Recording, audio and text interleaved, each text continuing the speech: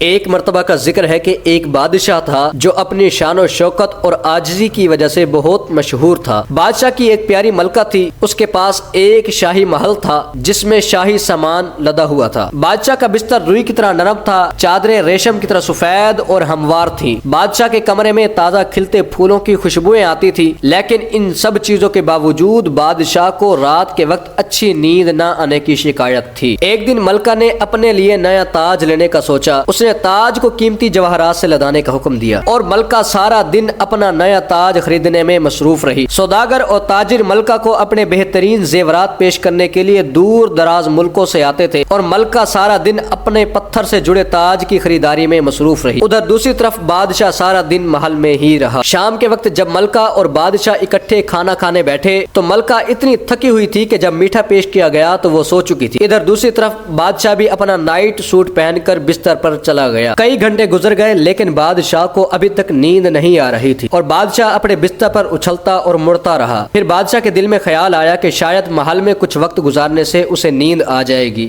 بادشاہ اپنے بستر سے اٹھا اور سیڑھیوں سے نیچے آیا۔ وہاں اس کو شاہی خزانچی ملا۔ جب شاہی خزانچی نے بادشاہ کو اپنی طرف آتا دیکھا، بادشاہ سے نیچے آنے کی وجہ پوچھی۔ بادشاہ نے اسے اپنی بے خوابی کی خبر سنائی۔ جب خزانچی نے بادشاہ کی یہ خبر سنی تو اس کا حل سوچنا شروع کر دیا۔ خزانچی کے دل میں بادشاہ کو سونے کا کپڑا دینے کا خیال آیا۔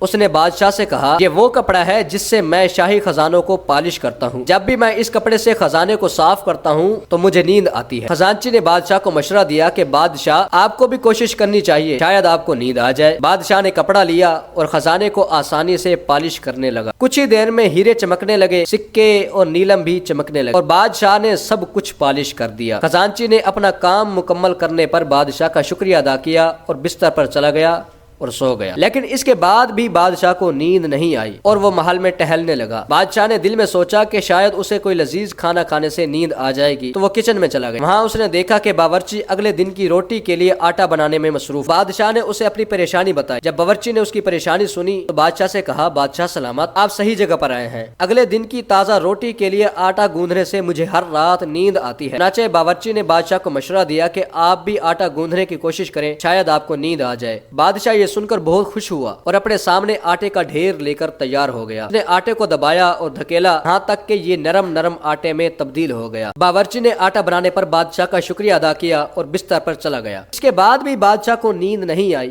اس کے بعد بادشاہ نے سوچا کہ باہر باغ میں کچھ تازہ ہوا لینے سے شاید اسے نیند آ جائے۔ خوبصورت شاہی باغ میں ٹہلتے ہوئے وہ اپنے باغبان سے ملا۔ باغبان کینچی کے ایک چھوٹے سے جوڑے سے گھاس کو تراش رہا تھا۔ جب بادشاہ نے اسے اپنی بے خوابی کا بتایا تو باغبان نے فوراً اس کا حل نکالا۔ اس نے بادشاہ سے کہا کہ جب وہ ہر روز گھاس کاٹتا ہے تو اسے نیند آتی ہے۔ باغبان کو یہ یقینی بنانا تھا کہ گھاس کا ہر بلیڈ ایک ہی اونچائی کا ہو۔ یہ سن کر بادشاہ نے کینچی کا جوڑا لیا اور گھٹنے ٹیک کر گھاس کاٹنے لگا۔ ادھر آدھی رات کو ملکہ بیدار ہوئی اور بادشاہ کو باغ میں گھٹنے ٹیکتے دیکھا۔ وہ اس کے پاس گئی اور پوچھا کہ کیا وہ ٹھیک ہے؟ بادشاہ نے کہا، مجھے نیند نہیں آتی اور کوئی مدد بھی نہیں کر سکتا۔ ملکہ کے پاس کوئی حل تھا، وہ اسے اندر لے گئی۔ اس نے اسے گرم دودھ کا گلاس دیا۔ دودھ پی کر بادشاہ اپنے بستر پر لیٹ گیا اور سو گیا۔ آخر کار بے خواب بادشاہ سو ہی گیا۔ اس کہانی کا نتیجہ کیا نکلتا ہے؟ اس کہانی کا نتیجہ یہ ہے کہ بادشاہ کو دن بھر کوئی کام نہ ہونے کی وجہ سے نیند نہیں آتی تھی۔ اس نے سوچا کہ اس کے محل میں سب کیسے سو سکتے ہیں۔ پھر اس نے اپنے آدمیوں کے کچھ کام کیے تو وہ تھک گیا اور بستر پر لیٹتے ہی سو گیا۔